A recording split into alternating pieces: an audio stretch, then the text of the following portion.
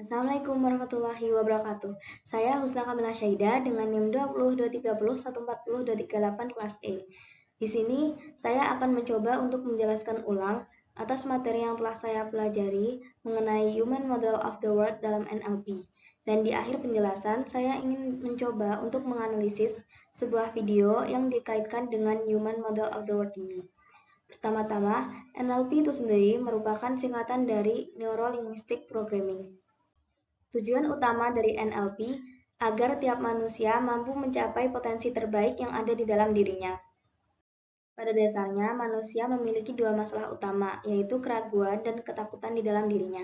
Seperti yang dikatakan oleh Richard Bandler, rasa takut tidak datang begitu saja. Anda harus melakukan sesuatu untuk menjadi takut. Itu artinya, sebelum kita merasa takut atas suatu kondisi, pasti ada proses di dalam diri kita yang meresponnya menjadi suatu ketakutan. Pada gambar gajah ini, insight yang bisa diambil sama dengan beruang yang terus berputar setelah ratusan tahun dikurung. Gajah ini ketika bertahun-tahun diikat, dan suatu ketika dilepas, pasti juga masih di dalam ketakutan dengan ikatannya itu, yang menyebabkan ia tetap tidak merasa bebas karena memori-memori di masa lalunya masih mengurungnya dalam ketakutan. Insight dari imam besar ini adalah kata-kata akan berpengaruh pada jiwa seseorang. Dengan kata-kata ibunya itu terpasang memori di pikiran Abdurrahman As-Sudais bahwa ia akan menjadi imam besar sehingga apapun yang terjadi di masa depan, ia terus berada dalam memori menjadi imam besar Masjidil Haram hingga kata-kata itu benar-benar terjadi. Dan di NLP ini mengajarkan tentang bagaimana merekayasa perasaan, bagaimana berkomunikasi dengan diri dan orang lain, dan bagaimana mengubah kebiasaan cara berpikir, berkomunikasi, dan berperilaku. Karena ketika manusia belajar untuk mengubah cara dia berpikir dan berperilaku, mereka akan mampu mengubah kehidupan mereka. Dan tujuan meningkatkan cara berkomunikasi pada diri sendiri dan orang lain ini supaya lebih berdampak positif bagi kehidupan. Berikut merupakan struktur dasar terbentuknya sebuah perilaku seseorang. Berawal dari external event atau suatu kejadian atau kondisi yang kita alami, kemudian di pikiran kita ada 3 filter untuk memaknai kejadian tersebut: generalisasi, delesi, dan juga distorsi. Yang pertama ada generalisasi. Generalisasi merupakan informasi yang disajikan dengan disamarkan dalam bentuk penyamarataan, sehingga seolah-olah satu hal berlaku untuk semua hal. Contoh kalimat generalisasi yaitu setiap, semua, seharusnya, tidak pernah, tidak ada, dan seluruh. Yang kedua, di sini ada delesi. Delesi merupakan informasi yang tidak disampaikan dengan utuh karena ada bagian yang terhapus, entah itu subjeknya, objeknya, atau keterangannya. Misal di sini ada contoh pergi. Di sini kurang jelas siapa yang disuruh pergi, saya atau siapa. Contoh yang kedua adalah kemahalan. Nah, ini kemahalan dibandingkan apa? Apanya yang kemahalan? Contoh yang ketiga, cewek nggak bener. Cewek nggak bener ini menurut siapa? Apa yang nggak bener? Contoh ketiga ini terjadi karena struktur kalimat yang dimaksud tidak utuh. Yang ketiga, di sini ada distorsi. Distorsi itu terdapat informasi yang menyimpang pemaknaannya. Apa yang disampaikan menciptakan makna tersendiri yang lain, meski kenyataannya mungkin begitu. Misal, yang pertama, dia tidak pernah memberi saya bunga lagi, dia tidak mencintai saya lagi. Yang kedua, dia membuat saya marah. Bagaimana ceritanya? Kan di sini tidak jelas, dia memaknai sendiri. Kemudian contoh yang ketiga, kebahagiaannya semakin berkurang sejak dia pergi. Maksud Anda rasa bahagianya atau apa? Nah, ketiga contoh ini menyimpang pemaknaannya. Kemudian beralih ke state atau perasaan seseorang yang nantinya akan berdampak terhadap cara ia berperilaku. State juga terbentuk dari dua faktor. Yang pertama, representasi internal dan juga fisiologi. Representasi internal merupakan acuan dalam melihat atau menilai dunia di luar diri kita yang berisi serangkaian pengalaman dan pemaknaan masa lalu. Itulah mengapa dua orang yang mengalami peristiwa yang sama persis bisa merespon dengan cara yang berbeda, karena mereka memiliki pengalaman yang berbeda yang tersimpan dalam dirinya untuk merespon suatu kejadian dunia luar tersebut. Sedangkan fisiologi merupakan kondisi fisik seseorang yang menggambarkan state atau perasaan orang tersebut. Jika kita coba menghadirkan kembali emosi bersemangat dan gembira dengan jelas pada diri kita, atau mungkin meluangkan waktu untuk mengamati orang di sekitaran kita ketika sedang bersemangat dan gembira, sangat mungkin kita akan mendapati dengan jelas bahwa mereka menunjukkan kondisi fisik tertentu yang cukup khas, seperti binar matanya, irama nafasnya, cara tubuh mereka bergerak, dan ekspresi wajahnya. Begitu juga ketika seseorang merasa malas, letih, lesu, atau lunglai, selalu ada ciri khas fisiologi yang nampak darinya, seperti binar matanya, irama nafasnya, cara tubuh mereka bergerak, dan ekspresi wajahnya. Contoh bagaimana fisiologi mampu berpengaruh terhadap perasaan, misalkan ketika kita diminta untuk tersenyum sambil membayangkan hal yang menyedihkan, hal itu pasti akan sulit dilakukan, karena kondisi fisik dan perasaannya tidak sinkron. Seharusnya jika sedih, pasti akan menunjukkan kondisi fisik yang mengacu pada kesedihan, begitu juga sebaliknya. Maka dapat disimpulkan bahwa pengalaman masa lalu kita atau kondisi fisik kita berpengaruh terhadap state dan perilaku kita akan terbentuk dari state tersebut. Contoh nyatanya, sebut saja seseorang yang pernah mengalami beberapa kejadian tidak menyenangkan ketika berbicara di depan umum, ia pun menyimpan kenangan atau persepsi dalam representasi internalnya bahwa berbicara di depan umum adalah hal yang tidak menyenangkan. Bisa ditebak, respons state yang muncul dalam dirinya setiap kali harus tampil di depan umum adalah state yang tidak mendukung kinerjanya untuk tampil. Walaupun teman-temannya mendukungnya dan meyakinkannya bahwa ia pasti bisa jika terus mencoba, namun ia tetap pada persepsi lamanya bahwa berbicara di depan umum adalah hal yang negatif.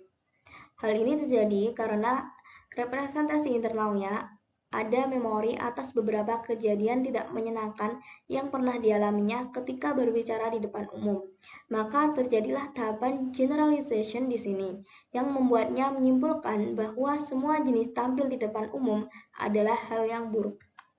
Teman-temannya menyemangatinya untuk terus mencoba dan menunjukkan hal-hal positif dari tampil di depan umum.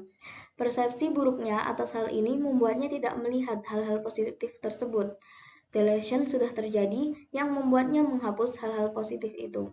Lebih parahnya lagi, ia malah menginterpretasikan dukungan teman-temannya itu sebagai upaya untuk semakin membuatnya terjatuh. Disinilah distortion terjadi, yang membuatnya menciptakan makna negatif sendiri, sehingga ia pun larut dalam state negatif yang terus menghambatnya tampil di depan umum. Inilah contoh bagaimana seseorang merespon suatu kejadian berdasarkan memori yang sudah ada terkait pengalaman-pengalamannya di masa lalu dan bagaimana 3 proses filter itu terjadi. Terkait urutan proses filter ini, semua terjadi dengan cepat dan acak di dalam pikiran kita mengikuti pengalaman yang sudah ada. Kemudian dari penjelasan ulang tadi, saya ingin mencoba untuk menganalisis video berikut.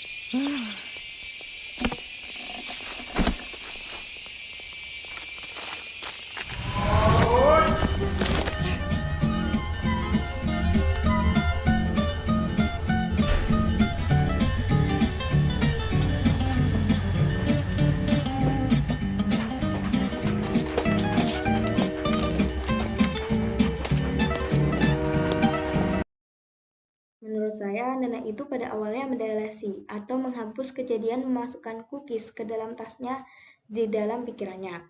Kemudian ketika mendapati cookies yang sama di kursi, ia mengeneralisasi seolah-olah cookies yang sama seperti ia beli di vending machine adalah miliknya.